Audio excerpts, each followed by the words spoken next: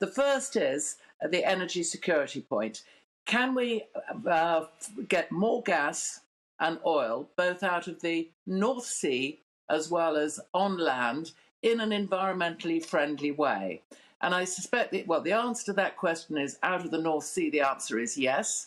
On land, well, this is rather more contentious. And so what we should be doing right now is a full-scale fracking trial, which is done very carefully with environmental controls around it, with scientists there and all that sort of proper controlled trial basis to determine properly whether it is feasible or not, and whether the environmental consequences are acceptable or not.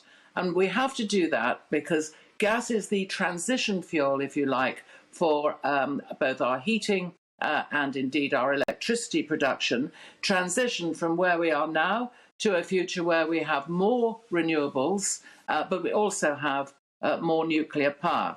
So more out of the gas sea right now, do the fracking trial right now, get the small-scale nuclear program underway. I don't mean these huge, great nuclear reactors. I mean the ones that, for example, Rolls-Royce can produce, where you literally can do one of these or build one of these in 18 months, 2 years, and at a cost of about 2 billion, which means that it's investable and not just has to be paid for by the taxpayer.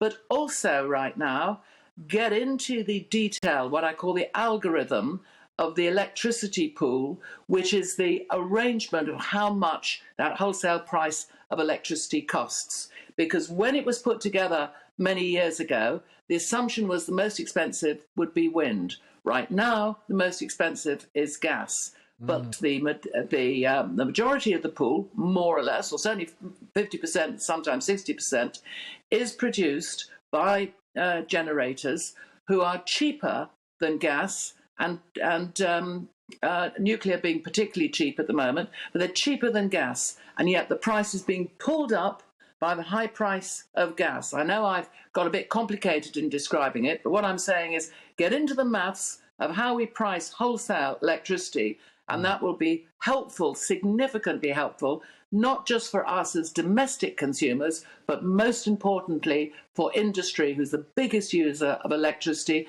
and is in danger of being priced out of the international markets because of that cost. So a lot of things. I suppose it shows how interconnected it all is. Back to gas for a moment, because we do import a huge quantity of gas from Qatar and from the United States, our two biggest suppliers there. The United States produces a huge quantity of shale gas. It's been fracking since the days of the early Obama presidency, if not a little bit beforehand. They've got millions of wells and indeed a lot of data with regard to the science of it, with regard to the safety of it. I know there's a review underway currently in the United Kingdom, but what you're suggesting with a big trial, is this not yet again a review upon a review upon a review? Aren't the facts on fracking pretty clear by now? I'm not proposing a review upon review. I'm not doing that. Could I just put your figures about right, though? Because something like 40% of our gas actually comes from Norway by pipeline. And then, of course, we're still putting 40–50% out of the North Sea. It's that balance which we ship in as LNG, liquefied natural gas. So it comes in these big tankers. And the question that you're saying is, can we replace what we currently get from Qatar and from the US by drilling more at home? In theory, the answer is yes.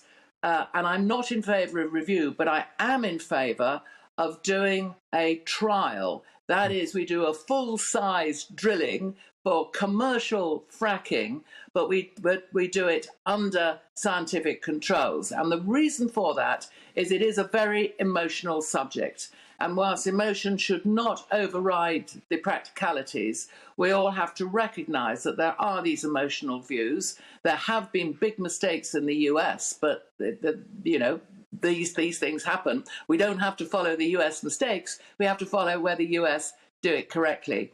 And they have much bigger areas of land than we do, which are largely uninhabited. We're a busy island. So getting the thing right even if it might take us a couple of years to do that trial, is much better than just carrying on, because then I suspect we will find, or those who do it will find, that the objections just become very difficult to handle. And I do know that the government has, it has sort of opened the door, if you like, to the trial. So I say, get on with it.